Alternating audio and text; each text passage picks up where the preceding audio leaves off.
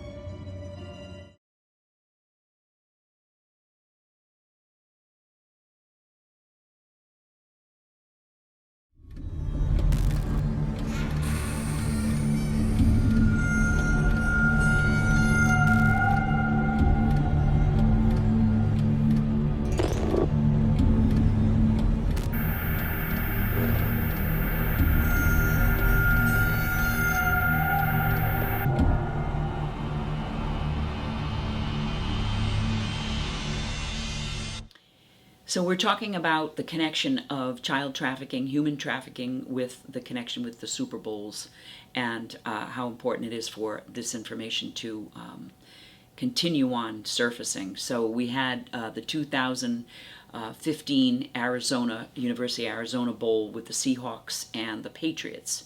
And in that operation, there was a sting operation, which was a sting operation with about 37 law enforcements around 17 states. And so that took us to the Super Bowl, where this incident happened, where the Johns were had the kids and the human trafficking going on, and they were bought by these individuals that were participating in the Super Bowl. And so that trafficking is very high, and there's a long-term connection to the event of the Super Bowl with human trafficking and sex trafficking.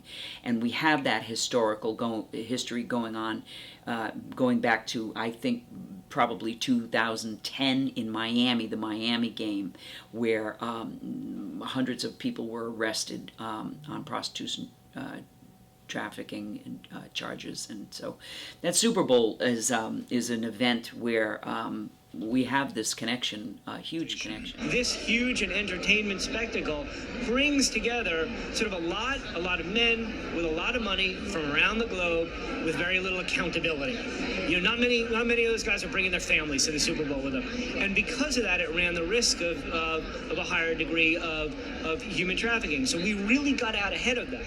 Super Bowl Sunday, the fun weekend for football fans, is also a big weekend for sex trafficking.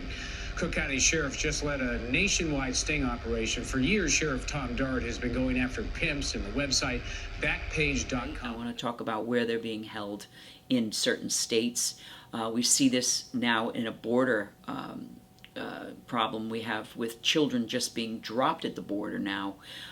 They used to be dropped, brought in with men or women or something, but now we see just children being dropped and brought in. And so basically that brings us to who these NGOs are and where these children are being brought into the country. And one of them in particular is the Catholic Charities, which I believe received about over $3 billion from the government to continue what they're all about. And basically the Catholic Charities is an operation that started in the Catholic Church in 1910, and it was for helping the poor, and so it grew into a kind of a small Christian Catholic welfare kind of system, where it was supposed to be helping the patrons, the parishioners of the church, to help them in particular. And so what it developed into was 1960. It became it changed. It became a turning point for the Catholic charity, where this infiltration came in to the church, and it became political, and it wasn't supposed to be, but now it is. And the people who give to the Catholic charities are the parishioners of the churches around the country, but they didn't know where their money was going. And so we see that Catholic Charities is the #1 NGO bringing children to different areas, and those children are being brought to foster care homes where they have homes. One of them in particular is a home called Hawks and Langquill. I want to get that right. Langquill House. So they have their own houses and homes all over in particular sanctuary states that they bring children. And they're approved by the government, because that's where the money is coming from and the funding. And it's coming from the Catholics around the world, who their money is supposedly matched. And so, but they don't know that. They think it's going back into the parishes, their own parishes, when they give that money. So here we go with the Catholic Charities moving children. So in particular, these areas where the Super Bowls are, they're going to be trafficking children through these homes that the Catholic Charity has formed, also in foster care, wherever. But we do know that in particular that they are sold on Craig's Place and different e-commerce areas where people can buy and sell human trafficking in children in particular. Because one of the things that we don't know, we say that prostitutes were arrested, but we also don't know the ages. When they talk about child trafficking or human trafficking, we don't know the ages. They could be as young as 6 years old. They could be as old as 18, 19, maybe older, in their 50s. It doesn't matter. But in particular, child trafficking is a fetish that is very important to understand, that they pay a lot of money for a child. And we know that from reports. We know that from evidence all over, investigative arrests that have been being made. So Arizona is a big problem right now, because Arizona is a border state, and we know there's a lot of children being brought into those border states. And so now we have the Super Bowl, which is going on, and I actually have not heard of what the law enforcement is going to do or participate in to be careful of the children that are being trafficked. So, that connection with the Catholic Charities, which is the biggest NGO, it's the biggest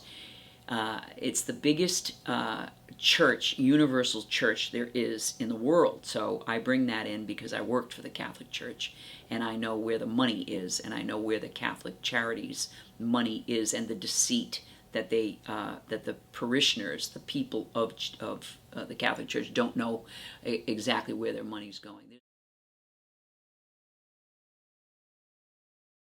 I'm Director of Operations at Val Verde Border Humanitarian Coalition, VVBHC. So the people that you're seeing here were released by Border Patrol directly to the NGO, and we are a short-term respite center where the focus is on helping them to get to their final destination. They pay for their own tickets. There's no funding here, and we are also not an overnight shelter. So their time here is very brief. Del Rio is super small, so the challenge is figuring out which way to get to their final destination, whether it's airplane, bus, private shuttle, train, whatever makes the most sense.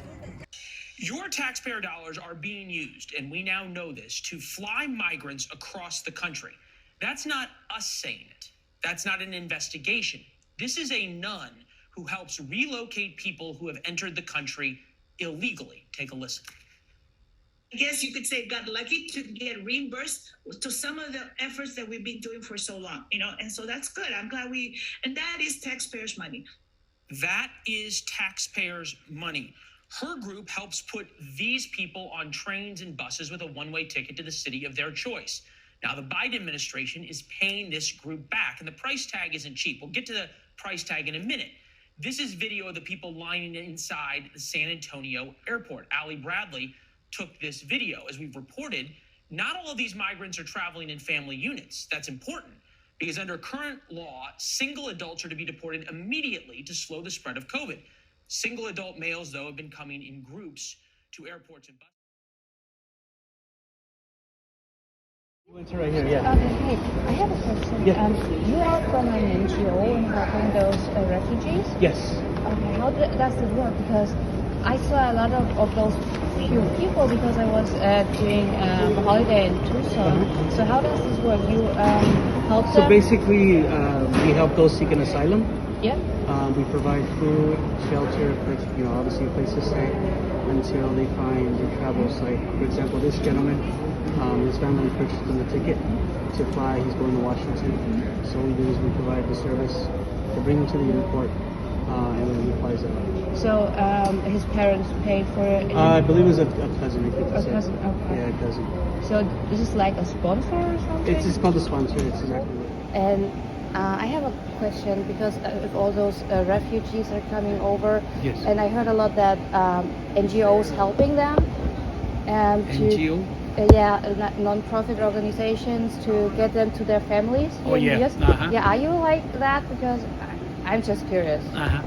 Because we have also refugees in Yes. Germany where we are, and we have also NGOs who are helping them, but yes. they don't have families in our country. They just come because of the war. Uh-huh. And that's why I was curious. Do you know? So they have all the families here already, or how? They have family here in the United States, not here in Tucson, but in the United States. Okay. So are they all related to each other, or? No, none of them are related, but they have someone in Texas, in New York, and every place. Okay. And you fly with them, or do sometimes, sometimes? Not today, but sometimes. Okay, thank you so much. Okay, thank you're you. welcome. Thank you. Deal with any unaccompanied minors. We're either dealing with families or singles, and their paperwork already has the sponsor contact information as well as like the city, state, and that's how we know where they're going. It's not something they're deciding here, it's something that's already on their paperwork. They're not here for very long, so most folks are here for maybe an hour, maybe less. So we're a faith-based organization, meaning that the volunteers that are here represent different churches in our community, as well as volunteers that come from outside of our town to help, and they also come from different churches. As far as funding goes, we have different partnerships with private donors and also global organizations. Save the Children, Church World Services, Walmart has assisted us. I mean, there's quite a few. Well, there's also a collection called Peter Pence, which is used specifically for the Pope. He uses that collection for his own reasons. That's his collection. It's the only collection during COVID that was not changed, not let go. So no collections were collected except for the Peter Pence collection, and it was changed. It was given another date that people would give to that. So that was an interesting piece that a lot of Catholics don't understand about their collections. And if they knew that Catholic Charities was involved with the trafficking of children, then I think that it would be a different ball game for the Catholics, and that healing of the pedophile scandal that occurred in the church, and it was never healed. They were never healed. So once again, we have been deceived by where money is going, what's happening with Catholic Charities, and the involvement of child trafficking and the government.